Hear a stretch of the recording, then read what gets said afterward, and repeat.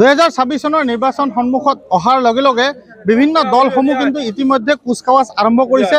গুণা কথা চলিছে ৰাইজৰ মাজত। কিছু কথা জানিবলৈ আজি আমি আহি উপস্থিত হৈছোঁ ধুবুৰী বিধানসভা সমষ্টিৰ অন্তৰ্গত কাছাৰীহাট বজাৰত। কাছাৰীহাট বজাৰৰ যি সাপ্তাহিক বজাৰ আছে, সামগ্ৰিক পৰিৱেশ মই দেখুৱাম।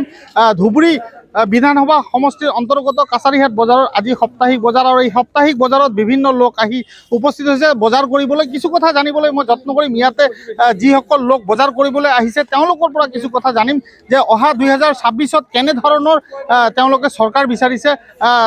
দাদা, আপোনাৰ ওচৰলৈ আহিছোঁ, কি ক'ব? যিহেতু 2026 চনৰ নিৰ্বাচন সন্মুখত, আৰু নতুন চৰকাৰ লাগে না এই চৰকাৰখনেই লাগে? আপোনালোকে এই শাসনাধিষ্ঠিত চৰকাৰখনৰ পৰা কেনেধৰণে আপোনালোকে সহায় সহযোগিতা বা কেনেধৰণৰ যিসমূহ আঁচনি আছে সেইবোৰ পাইছেনে নাই?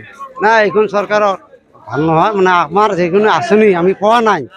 চৰকাৰটো চেঞ্জ কৰিব লাগে আৰু কংগ্ৰেছ চৰকাৰ আহিব লাগে। কিয় ভাল নহয়? না, এইখন চৰকাৰ চাওক, এই যে চিলিণ্ডাৰৰ দাম আগতে আমি কংগ্ৰেছ চৰকাৰ থাকোঁতে 450 পালোঁ, হয় নহয়? এতিয়া 1050 টকা গেছ চিলিণ্ডাৰ নিব লাগে। হা, এইখন চৰকাৰ এইবিলাক দিয়ে ব্যৱস্থা চলাই আছে। ইহঁতৰ পকেটটো গৰম কৰি আছে। হা, আৰু ৰাইজক কি দি আছে? ৰাইজক অৰুণোদয় দিলে হ'ব নেকি? চাওকচোন, অৰুণোদয় দিলে হ'ব? 1200 টকাত এটা ফেমিলি চলে নেকি? এটা মানুহ চলে নেকি? আজি এখন তামোল খালে 5 টকা লাগে। কেনেকৈ মানুহটো চলিব 1200 টকাত? হয় নে নহয়?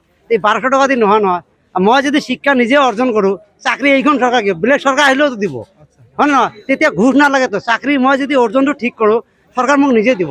গতিকে এইখন চৰকাৰ এইবিলাক দি পেলাই মানে যিটো দাংগা লাগি আছে হিন্দু মুছলমান, হা, চাওক এইবিলাক এইখন চৰকাৰ একদম মিছকিলি চৰকাৰ। এইখন চৰকাৰ একেবাৰে নালাগে আমাক। চৰকাৰ চেঞ্জ কৰিব লাগে। আৰু যিবিলাক এই যে চাওক, এতিয়া চাওক, এই যে অৰুণোদয়ৰ যিবিলাক টকা দি আছে, বহুত মানুহৰ অৰুণোদয় কাটা গ'ল। হা, যুগীয়া যুগীয়া মানুহৰ কাটা গ'ল। এইবিলাক মানুহ কি কৰিব এতিয়া? তাৰ বেটা পুত্ৰ নাই, এইবিলাক মানুহ কেনেকৈ চলিব? পৰিৱৰ্তন হ'লে এইবিলাক দিব নেকি? দিব দিব, চৰকাৰে দিব। কংগ্ৰেছ চৰকাৰ আহিলে দিব। হয় নেকি? কংগ্ৰেছ চৰকাৰ আহিলে দিব। ইয়াৰ আগত আপোনালোকক কি দিছিলে? কংগ্ৰেছ চৰকাৰে ইয়াৰ আগত আমাক বহুত দিছে। আচ্ছা, কংগ্ৰেছ চৰকাৰ থাকাতে এইবিলাক নাছিল। আমাৰ দেশখনত যে আছে এইবিলাক নাছিল। হা, যে হাল্লা কাজিয়া, হা, যেনেকৈ জুবিনক মাৰিল, এইটো চব হেমন্ত চক্ৰান্ত আছিল। এতিয়া চাওক, মই যদি নাথাকোঁ পিছফালে, আগফালে কোনোবাই মাৰিব পাৰিব নেকি?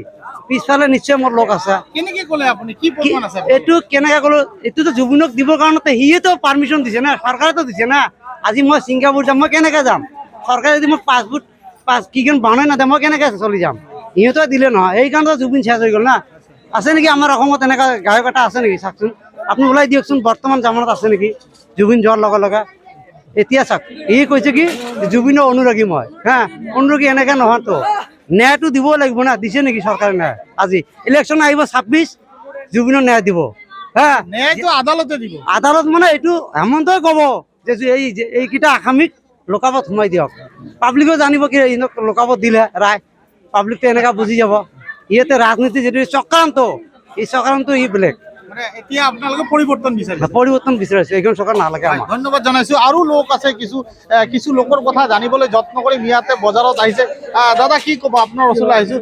অহা 2026ত কেনেধৰণে চৰকাৰ বিচাৰে? এইখন চৰকাৰে বিচাৰে না নতুনত্ব বিচাৰে? আমাক যি চৰকাৰে আহক, আমাক কি লাগে?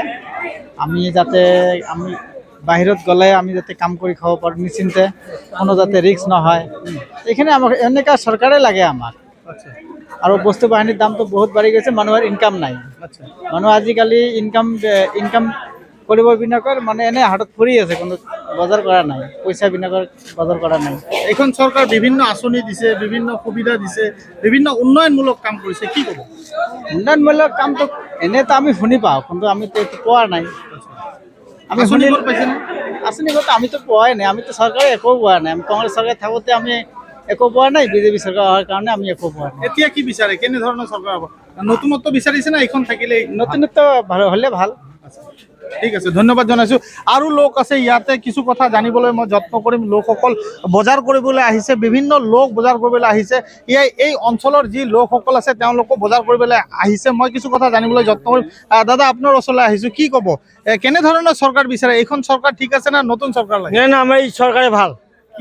এই চৰকাৰে বহুতে আমাৰ বহুত উন্নতি ডেভেলপ কৰিছে। তাতে আচ্ছা, বহুত ডেভেলপ কৰিছে। ইয়াতে কি ডেভেলপটো বহুত কৰিছে। গৰিব মুজে চাকৰি দিছে, দিনে মজুৰি বাড়ি দিয়ে আছে। এ তো বহুত সৰকাৰে ভালো আছে।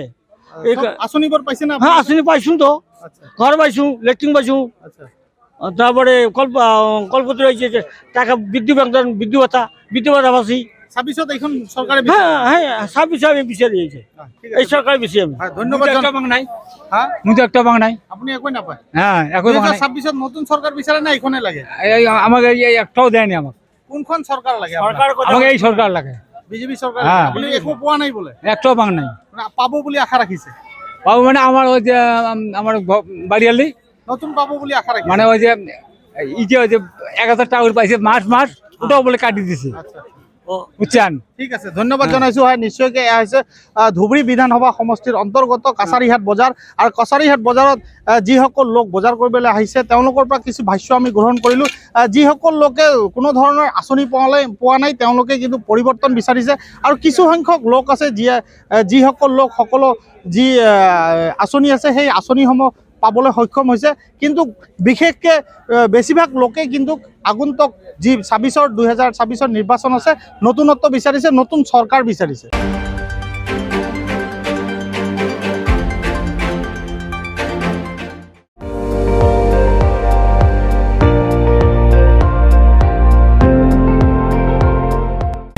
আপুনি চাই আছে ND24 সৰ্বশ্ৰেষ্ঠ নহয় সৰ্বোত্তমৰ দৌৰ